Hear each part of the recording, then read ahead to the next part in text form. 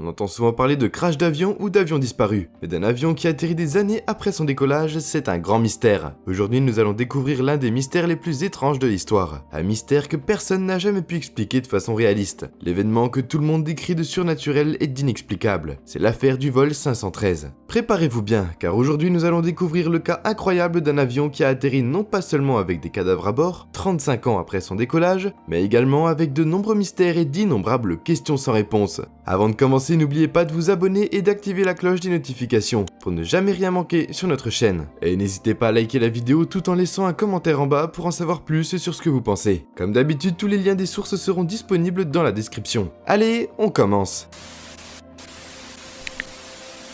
L'histoire commence le matin du 4 septembre 1954, quand le vol 513 de Santiago Airlines quitta un aéroport d'Allemagne de l'Ouest, pour arriver normalement au Brésil quelques heures plus tard. Un vol tout à fait ordinaire et rien d'inhabituel ne s'est produit avant le décollage de l'avion. Au début, rien ne semblait être différent ou douteux. Tout était normal et ordinaire. En plus, ce genre de vol avait lieu plusieurs fois par jour durant toute l'année. Des heures passèrent, puis des jours, puis des années, et le vol n'a toujours pas atteint sa destination, et a disparu sans laisser de traces. Le plus bizarre est qu'aucun appel d'urgence n'a été placé par le pilote, et aucun signal de détresse n'a été perçu, en laissant ainsi de nombreuses hypothèses se répandre autour du fait que l'avion a été écrasé dans un lieu sombre et inhospitalier, au-dessus de l'océan Atlantique. Et depuis, plus aucune information n'a été révélée sur le sort des 95 personnes à bord. Suite à cet incident, l'aéroport a été fermé en 1986 pour des raisons de sécurité. Normalement, lorsqu'un avion disparaît, sans laisser des traces, on suppose naturellement que l'avion a été écrasé sûrement dans une zone éloignée, comme la mer ou la montagne, où personne n'aurait pu le remarquer. Bien que les accidents d'avion ne sont pas rares, il s'est passé par la suite quelque chose de tellement inattendu qui a rendu cet événement très étrange. Dans le cas du vol 513 de Santiago, une fouille massive infructueuse a été menée et les enquêteurs ont finalement été forcés de croire, comme on l'a déjà cité, que l'avion s'était écrasé et que tous les passagers avaient perdu la vie dans cet événement tragique. Le 12 octobre 1989, un jour qui devait être à l'aéroport de Porto Alegre, au Brésil, fut le jour que personne n'a jamais vu venir. C'est ce jour où l'avion commercial a atterri après presque 35 ans de perte.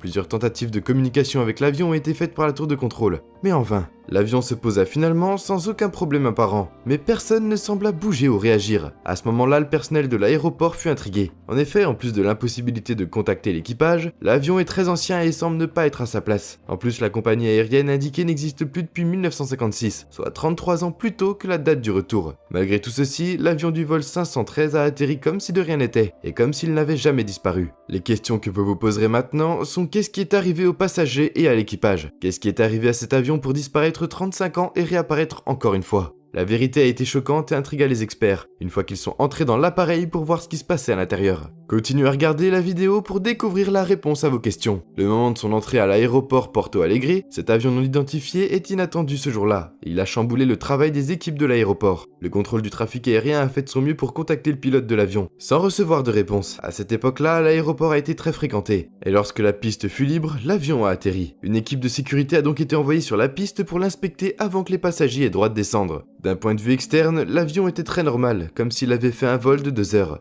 et ressemblait exactement à ce qu'il était lorsqu'il a quitté l'aéroport de l'Allemagne, 35 ans plus tôt. De premier abord, ils ont aperçu que sur l'avion, le nom de la compagnie aérienne Santiago est inscrit. Mais en sachant que cette campagne n'existe plus depuis 1956, les équipes de sécurité ont compris directement qu'elles ne sont pas encore au bout de leur surprise. Le sort des gens à bord, l'équipage et les passagers, qui étaient au nombre de 95 personnes, vous intrigue toujours? Voici donc la réponse. En inspectant l'intérieur de l'avion, les experts ont découvert que tout le monde était mort. Les 92 personnes, dont 88 passagers et 4 membres de l'équipage, ont été retrouvées assises dans leur siège. Ce qui est le plus étrange, c'est qu'elles étaient mortes depuis de nombreuses années. Il n'y avait plus de gens ou de corps, mais des squelettes. En entrant par la suite dans la cabine de conduite réservée au capitaine de vol, ils ont retrouvé le corps du capitaine de l'avion, en squelette, intact et tranquillement assis dans sa position. Ils ont également noté que l'avion tournait toujours au ralenti, et c'est ainsi qu'on se posera la question, comment le reste d'un corps humain, sans âme et sans aucune vie, a réussi à faire atterrir un avion qui a disparu depuis 35 ans. Les autorités, quant à elles, n'ont pas pu expliquer pourquoi un avion a été perdu pendant 35 ans, sans carburant, sans capitaine, sans orientation, sans personne vivante à l'intérieur, et sans radar pour le repérer, mais a réussi à revenir. Ces questions se pose encore au jour d'aujourd'hui. Quant au gouvernement brésilien, il aurait semblé mener une enquête mais n'a voulu donner aucune explication et aucun détail. Les hypothèses varient entre ceux qui estiment qu'il s'agit d'un canular et entre ceux qui clament qu'il s'agit d'un voyage temporel. Ce cas a attiré l'attention de plusieurs scientifiques et chercheurs dans le domaine du paranormal, puisque cet événement en lui-même est vraiment paranormal. Toutes les personnes qui se sont mobilisées pour faire des recherches sur le sujet sont arrivées à la même conclusion. Le vol 513 est sûrement entré dans une sorte de bulle temporelle, d'où il est sorti en 1986. Autrement dit, on spécule qu'il a voyagé dans le temps. Les directions ne savaient pas comment procéder et elles ont fait de leur mieux pour étouffer l'affaire, jusqu'à ce qu'elles comprennent ce qui s'était passé. Mais lorsque les agences de presse ont découvert l'existence de l'avion et les péripéties qui venaient de se passer, l'histoire ne resta plus un secret. Personne ne savait la vérité et cela a laissé place à différentes histoires et rumeurs pour se répandre. Cependant, le public a été déçu que le gouvernement n'ait dévoilé aucun détail ou explication pour les citoyens locaux à propos de l'avion et de ce qui s'était passé aux passagers. La seule déclaration qui a été faite affirmait que l'avion a atterri 35 ans plus tard, sans même prendre la peine d'expliquer les détails pour mettre fin aux rumeurs. D'innombrables personnes protestèrent contre cela, parmi eux un professeur de physique, Rodrigo de Mana, qui a dit que cette affaire pourrait changer toute notre vision du monde et de la science telle que nous la connaissons. Pour lui, le fait de clôturer cette affaire, ne pas expliquer ce qui s'est passé et ne pas rendre cette information publique est une sorte de crime contre l'humanité. Selon lui, le gouvernement doit clarifier et présenter des explications au public, qui a le droit de les savoir. Selon un autre scientifique, un trou de verre existe dans l'espace. C'est une ouverture inexpliquée dans l'espace et le temps. D'après lui, si un avion devait traverser ce trou, il aurait voyagé dans un futur lointain sans s'en rendre compte. Des experts disent également qu'il n'y a pas d'autre explication possible pour une telle théorie, qui n'explique pas comment un squelette a réussi à faire atterrir un avion comme s'il était vivant. Selon les enregistrements du vol, l'avion a quitté l'ouest de l'Allemagne le matin du 4 septembre 1954. Plus tard dans l'après-midi, il a disparu au-dessus de l'Atlantique. L'avion en question a violé toutes les lois de l'espace et de l'univers, sans oublier que la compagnie de Santiago a fait faillite en 1956. Donc nous n'en savons pas assez sur ce vol. Ce qui est aussi étrange que ce retour inattendu, c'est que les pièces de l'avion fonctionnaient parfaitement et ne montraient aucune anomalie, fuite ou panne technique, et cela ne fait que rendre l'affaire de plus en plus compliquée. Dans le monde, il existe beaucoup d'endroits mystérieux où des avions, des navires ou même des gens disparaissent mystérieusement sans laisser aucune trace. De nombreux experts pensent que ces lieux créent d'une façon imprévisible des types de portails temporels appelés vortex. Le triangle des Bermudes, la zone maritime du diable et le triangle du Michigan sont ceux qui sont largement connus pour ces disparitions inexpliquées et ces incidents inhabituels.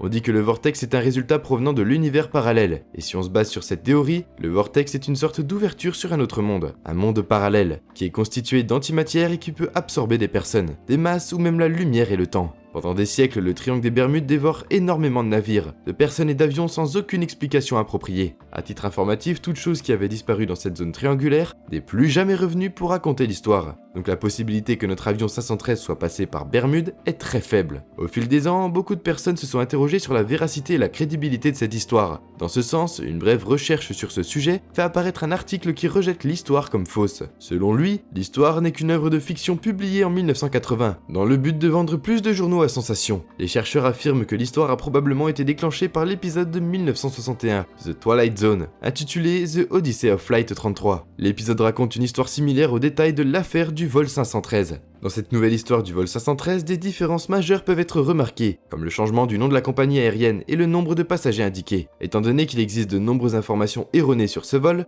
nous ne savons pas avec certitude si cette histoire est réelle ou inventée. Les événements de ce genre peuvent, selon le scientifique célèbre Einstein et d'autres chercheurs scientifiques, actuellement se produire et se nomme le voyage à travers les trous de verre. Cette théorie qui remonte à Einstein et ses recherches approfondies en mathématiques et sciences prétend que les trous dans l'espace et dans le temps pouvaient exister, et que des tunnels peuvent lier deux points dans le temps. Si on localise un de ces deux points, on peut voyager dans le temps, et si nous étions en mesure de manipuler ces trous et les utiliser à notre guise, nous pourrions voyager d'un endroit à un autre instantanément. Cet événement est une abreuve de l'espace-temps et des scientifiques tels que Stephen Hawking affirment ces théories. Des trocs de ce type expliquent la disparition de ce genre d'avion et leur réapparition dans une date ultérieure. Le vol 513 n'est pas seul. Plusieurs incidents similaires ont eu lieu dans l'histoire et dans différents pays. Parmi ces histoires, on raconte une d'un avion qui a disparu en 1955 et qui a atterri 37 ans plus tard. On va tout de suite découvrir ce qui s'est passé. C'est un autre cas d'avion qui a décollé et a été porté disparu quelques heures après sans laisser de traces. Encore une histoire qui suscite l'intérêt des scientifiques et du grand public. Cet avion a quitté New York pour la Floride en 1955 avec 57 passagers et 4 employés à bord. Tout se déroulait comme prévu jusqu'à ce qu'il disparaisse. Personne n'a pu joindre le pilote ni avoir le contrôle sur l'avion.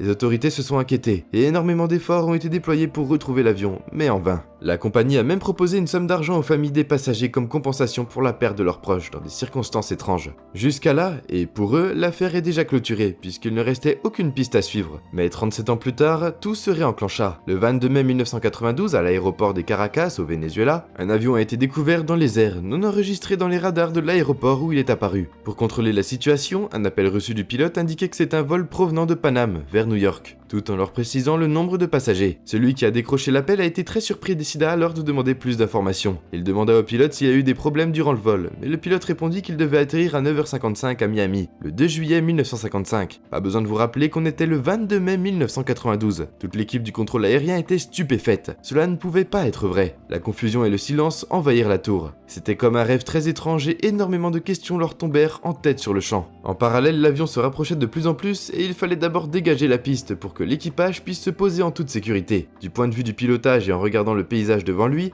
il comprit tout de suite que ce n'est pas l'aéroport où il était censé atterrir. Le pilote a été tellement bouleversé qu'il demanda aux équipes qui essayaient de le calmer de ne pas se rapprocher. Il décida tout de suite de décoller encore une fois et l'avion a été perdu des radars. Quelques heures plus tard, l'avion atterrit à l'aéroport de Miami, où les équipes ont été tout aussi surprises que leurs camarades du Venezuela. Le contrôleur du trafic affirma que cet avion était très ancien et qu'on l'utilisait plus depuis longtemps. L'histoire deviendrait donc de plus en plus mystérieuse quand ils ont retrouvé les passagers à bord en vie et en pleine santé. Ils n'avaient pas l'air d'avoir vieilli, même pas d'1 an. L'avion, quant à lui, était en bon état et tout allait bien comme si rien ne s'était passé. Encore une fois, nous n'avons aucune idée si cette histoire est vraie ou non, vu le manque d'informations dans ce sens. Ce qui est vraiment bizarre, c'est comment 61 personnes, dont des passagers et des membres de l'équipage, qui ont disparu dans des conditions inconnues et étaient même censés être écrasés, semblaient être intacts. Les vols 513 et 914 ne sont pas les seuls événements de ce genre. Les accidents d'avion deviennent de plus en plus nombreux, et ils restent toujours aussi mystérieux. Nous sommes arrivés à la fin de cette vidéo, qui nous a fait découvrir des éléments étranges et l'une des histoires qui constituent des secrets très mystérieux pour l'humanité, que même les spécialistes et les experts n'ont pas pu expliquer. Nous avons très hâte de vous retrouver dans une prochaine vidéo.